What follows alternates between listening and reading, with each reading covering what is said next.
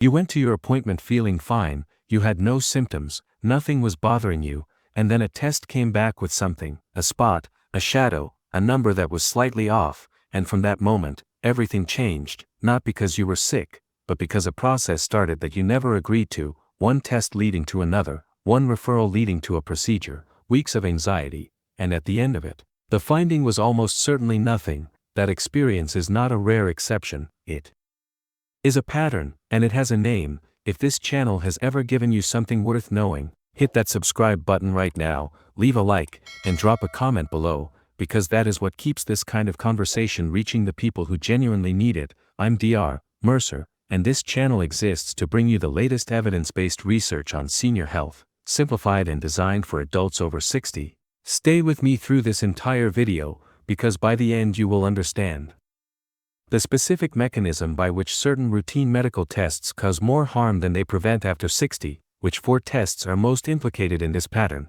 and exactly what questions to ask before saying yes to any test that is offered to you. Let's begin with the concept that changes everything in this conversation. It is called the cascade effect, and once you understand it, you cannot unsee it in the medical system. You feel perfectly fine, you go in for a screening test, the test finds something, maybe a small nodule, a shadow, a cyst. The result says recommend follow-up imaging. You are not told you have a disease, you are told to come back. From that moment, anxiety occupies a part of your mind that was previously calm. 3 months later the second scan is done, the finding is still there, maybe slightly different. A specialist is recommended. The specialist orders a more detailed study. That study is not conclusive, a biopsy is suggested. The biopsy involves anesthesia, a needle placed into tissue, a risk of infection, a risk of bleeding. At the end of this sequence, in the majority of cases, the finding was incidental and clinically insignificant. It was never going to hurt you, but you have been through months of worry, several procedures, and possibly complications from those procedures. The finding did not harm you, the cascade did. A study published in the Annals of Internal Medicine followed adults who underwent whole-body screening scans.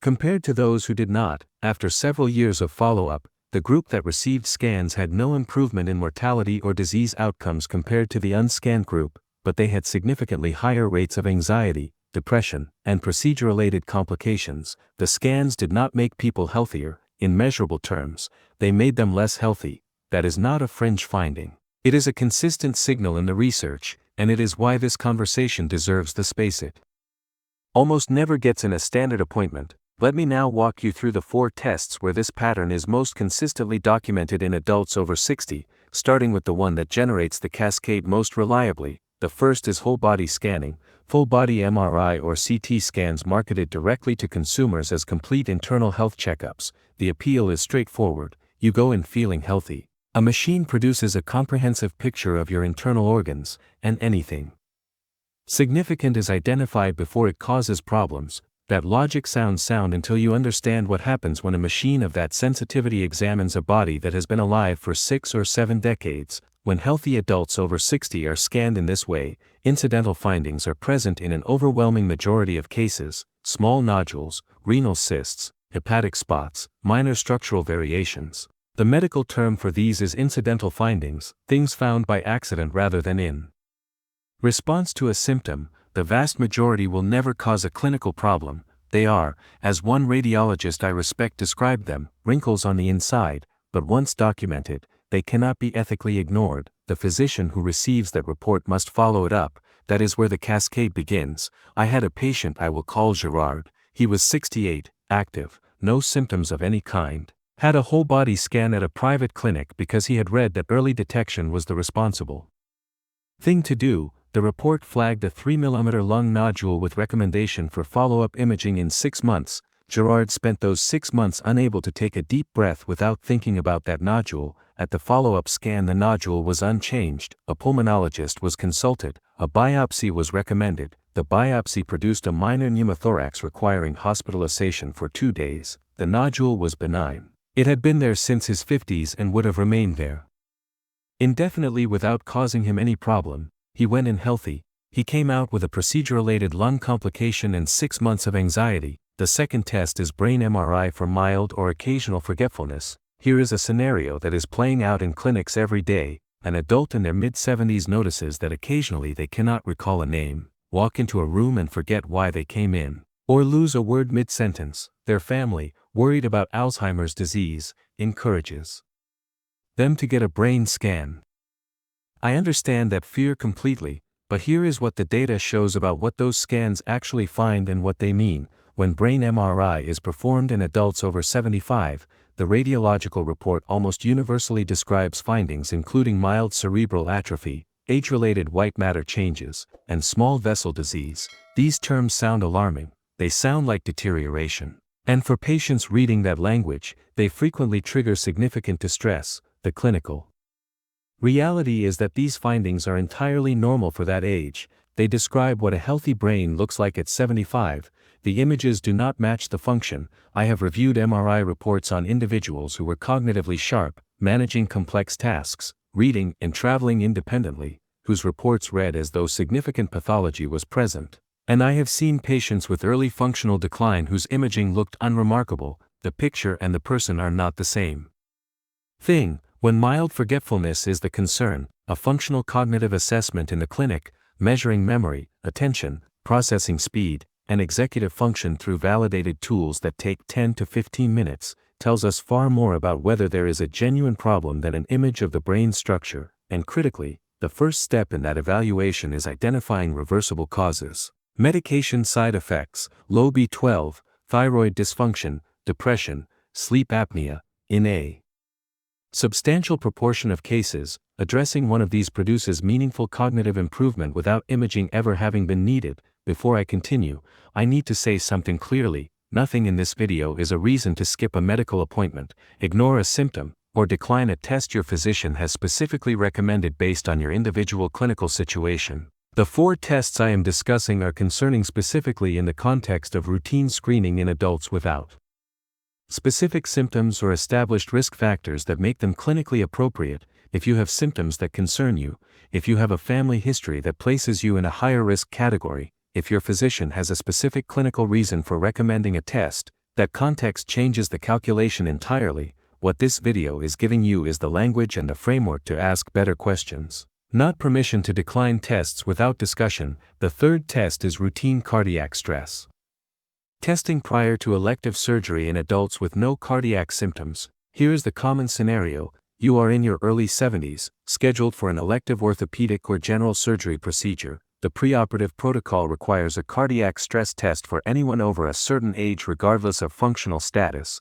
You are asked to walk on a treadmill, and the purpose is to identify any cardiac risk before the surgery proceeds. The problem is that if you are walking significant distances daily without chest discomfort or unusual shortness of breath, you are already passing the test in your real life every day. The treadmill replicates conditions your body is already meeting without any problem. But stress tests in older adults have a high rate of false positive results. The test identifies something as abnormal when nothing clinically significant is actually present. This can occur because the heart rate response to exercise changes with age, because medications alter the test's output, or because the electrocardiographic changes of an aging heart are interpreted as pathological. Once the test returns abnormal, the cascade begins. Cardiac catheterization is scheduled. A catheter is threaded through a major artery to examine the coronary vessels directly. The procedure carries real risks including arterial injury, kidney stress from contrast dye, and a small but documented risk of stroke. At the end of that investigation, the findings are frequently those expected in a healthy 72-year-old heart: some degree of plaque, some mild narrowing, but nothing requiring intervention. The patient who walked comfortably for kilometers before the test is now labeled as a cardiac patient. New medications are prescribed. Physical activity is approached with fear rather than confidence. The test intended to protect them has reduced their quality of life. I had a patient I will call Helene. She was 71, played tennis twice a week, walked her neighborhood daily without any cardiac symptom. Her preoperative assessment required a stress test before a planned knee surgery. The test flagged an equivocal result. She underwent cardiac catheterization. The findings were entirely consistent with her age and her physical activity level. No intervention indicated, but she stopped playing tennis after the procedure. She told me she was afraid to push her heart after everything she had been through. The procedure had not protected her heart. It had stopped her from using it for assessing cardiac risk in adults with no symptoms. A coronary calcium score provides a far more informative and less invasive picture. It is a brief, low-radiation CT scan that quantifies the degree of calcification in the coronary arteries and assigns a numerical risk score. A score of 0 confers very low near-term cardiac event risk. An elevated score guides targeted prevention strategies without automatically triggering invasive investigation. It gives information. It does not generate a cascade. The fourth test is routine screening colonoscopy after the age of 75 in adults with no previous polyps, no family history of colorectal cancer, and no relevant symptoms. I want to be unambiguous here. Colonoscopy between the ages of 50 and the early 70s is a genuinely valuable screening tool. It identifies and removes precancerous polyps, and the evidence for its preventive benefit in that age range is solid. The question is not whether colonoscopy has value. The question is whether it continues to deliver a favorable benefit-to-risk balance at ages past 75 in people without elevated risk. Colorectal cancer, if it develops from a polyp, takes an average of 5 to 10 years to progress to a clinically significant stage. For an adult in their late 70s or 80s without prior polyp history and without symptoms, the probability of a newly developing polyp progressing to harmful cancer within their life expectancy is substantially lower than it would be at 55. Meanwhile, the risks of the procedure itself increase with age. The bowel preparation required can cause significant dehydration in older adults. Sedation carries a higher risk of confusion and respiratory complications, and most significantly, the risk of bowel perforation, a tear in the colon wall, approximately doubles or triples after the age of 75 because the bowel wall becomes thinner with age. A perforation is a surgical emergency that in an older adult can mean complex surgery, extended hospitalization, and in some cases the permanent end of independent living. The benefit is smaller and the risk is larger. That is the honest calculation. Symptom-directed colonoscopy remains completely appropriate at any age. If you notice persistent changes in bowel habits, blood in the stool, unexplained abdominal discomfort or weight loss, or you develop new-onset anemia, those are indications for investigation regardless of your age. The difference is between investigating a symptom, which is always appropriate, and continuing routine screening beyond the age where the benefit-to-risk balance supports it. Now, what does the evidence support as the alternative framework for maintaining health after 60 without generating unnecessary cascades? Functional assessment provides more clinically meaningful information than structural imaging for the majority of concerns. Can you walk 2 flights of stairs without chest discomfort or excessive breathlessness? Can you rise from a sitting position without using your hands? How is your balance? How is your sleep? How is your memory and practice? Managing your finances, your schedule, your conversations. These functional measures reflect how your body is actually working in real conditions far better than any scanning technology applied to a body with no symptoms. For cardiac risk assessment, the coronary calcium score. For cognitive assessment, validated clinical tools combined with investigation of reversible causes. For colorectal health beyond 75, dietary fiber, symptom awareness, and a clear understanding of which specific symptoms warrant prompt evaluation. Here is exactly what to do. Step 1. Before your next appointment, write down every test that is currently scheduled or has been recommended to you. For each one, note whether it was recommended in response to a specific symptom or as routine screening. Step 2. At your appointment, ask your physician specifically what the test is designed to find. What happens next if it finds something? What are the risks of that follow-up pathway, and what is the probability that the finding will be clinically significant versus incidental? Step 3. Ask your physician whether a functional assessment could answer the clinical question being asked, whether it is cardiac function, cognitive function, or general health status, before committing to an imaging-based approach. Step 4. Ask whether your age and absence of specific risk factors affect the benefit-to-risk balance of the recommended screening, and whether current guidelines address the appropriate age range for this test in your specific situation. Step 5. Request a comprehensive medication review at your next appointment and ask whether any current medications could be contributing to symptoms that might otherwise prompt referral for further investigation. One important clarification before we close. The pattern described in this video applies specifically to routine screening and incidental finding follow.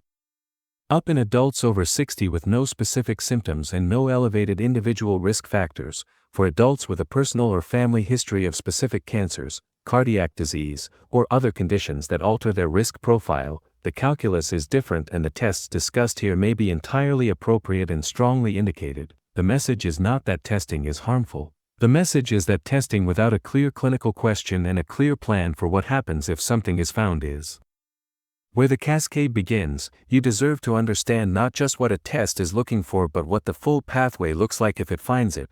That is a conversation you have every right to have before you lie down in a scanner, before you drink the preparation, before you get on the treadmill. Health after 60 is not measured in scan results or in how many tests you have passed, it is measured in function, in the capacity to do what matters to you, in independence, clarity, and engagement with the life you have built. Sometimes the best protection for that is the test you did not need to take. If this video gave you something useful, hit the like button right now, leave a comment telling me whether you have ever experienced the cascade effect after a screening test and how it affected you, and share this with someone you care about who is approaching a routine medical test and has never been told to ask what happens next. Subscribe if you have not already, and I will see you in the next one. Take good care of yourselves.